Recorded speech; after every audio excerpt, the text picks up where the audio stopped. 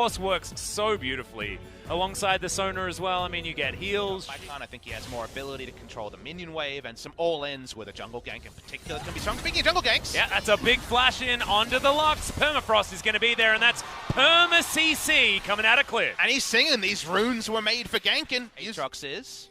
Change on this patch was that Aatrox can now auto-attack enemy champions without turning back into Neeko. It's cleared. Uh-oh. Yep, flash. Peanut's going to follow. They are going to easily take him down, and it's just whether or not they can give the kill over to Fly that they had to worry about. And that was very disconnected back timing from first Faker, but also the bot lane here to take Infernal Drake around their Sona Tom.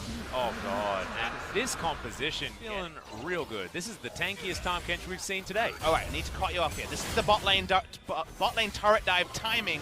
First rotation from Neeko. Clid coming in. 5-man bot lane from SKT. This was set up in champs. Yeah, big teleport's going to come in. We're looking for the Devour timing. Life goes golden as well as Ruler has to flash to get himself out of the way. They do manage to pick up one of them.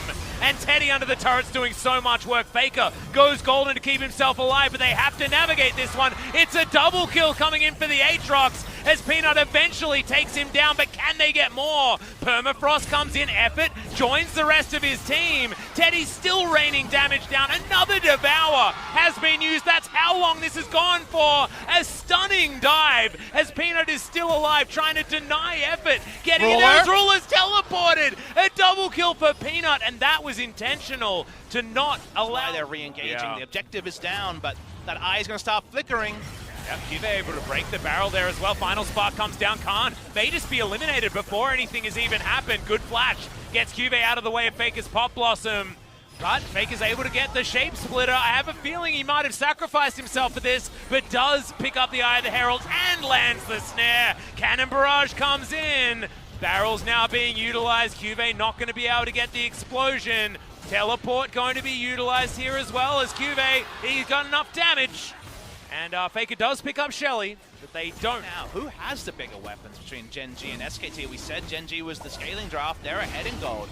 Sona comp up, over 2,000 gold, largely on Cuvée. They don't have Cannon Barrage. Deep Vision, and they're actually wrapping around with Clid as well. They seem to expect Cuvée here. They're going to go in. Yep, some extra information given over to Cuvée, but he's unable to actually keep himself alive. There is no flash available, and Cannon Barrage ain't going to get you out of that one. He was thinking of trying to go for an outplay. Gold for this position in the game. You wouldn't often say that, 2,000 gold behind, but Teddy can just be firing down his mid lane. Yep, Sandwich is going to come in, but that's the Aftershock utilized. The subjugation is so huge. Peanut alive for so long. It's just ludicrous, but the turret is going to be taken down, and eventually Peanut goes as well. Drake as well. Seems pretty trivial with Peanut in the death chamber. Yep, pulling themselves back into this game. Feels like Gen.G have slowed that rate of play, and of course, the waiting for them is just now starting to find footing in the Aatrox matchup. Gen.G also, as the minion wave has been carried forward, are able to taxi it and get this mid lane. Objective, it wants to be the one that's there already. Defending it. Yeah, absolutely. Their turn is very, very strong, as now they might have found effort underneath this turret. Oh! Blossom,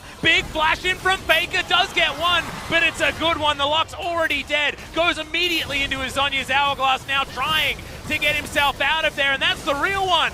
The positioning wasn't known in Life, able to use the Grey Health very well, but not quite well enough, as Peanut wants to try and kill Faker, gets the right one this time, but now should be routed. Ruler still alive on the back end. Infernal Chain's unable to make it work, as Cuvé's almost immortal with Ruler behind him. The flash in with the Arctic Assault as Teddy tries to throw out autos and skill shots in the opposite direction, and he's able to take down the Pirate. Now Ruler. No incentive to leave red side jungle. That's a jungle that they have control of right now. That gives them Baron spotting.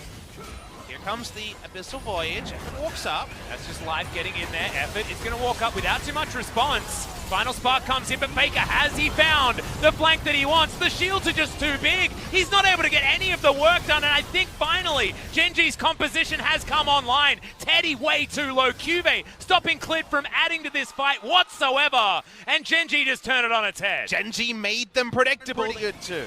Yeah, now those Mountain Drakes sitting in SKT's hands are just feeling so useless. A third Infernal Drake could be picked up as well on Gen.G's side. This is going from bad. That dual lane was locked in. Smart from Gen.G, but from there, the moment they repelled that turret dive, the scaling has been true. And now SKT looking for a chase. Yeah, Cuvée caught out of position there. Faker able to lock down that kill. now the Gen Right down mid lane.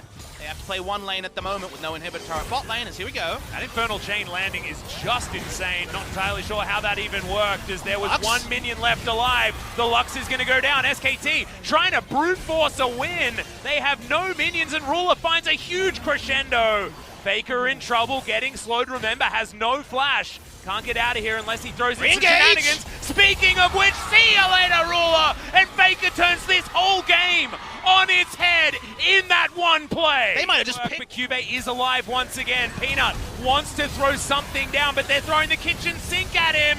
Cuvé's dead already. Peanut's gonna get knocked up, stunned for what feels like forever, but True Shot Barrage not enough. Eventually, it is going to be Khan that finishes it, and SKT, out of the jaws of defeat, tear themselves a victory. What an exciting game, number one. It looked like Gen.G had done enough when Faker's flank couldn't work and Baron buff went against SKT, but the fans here are cheering. I think SKT...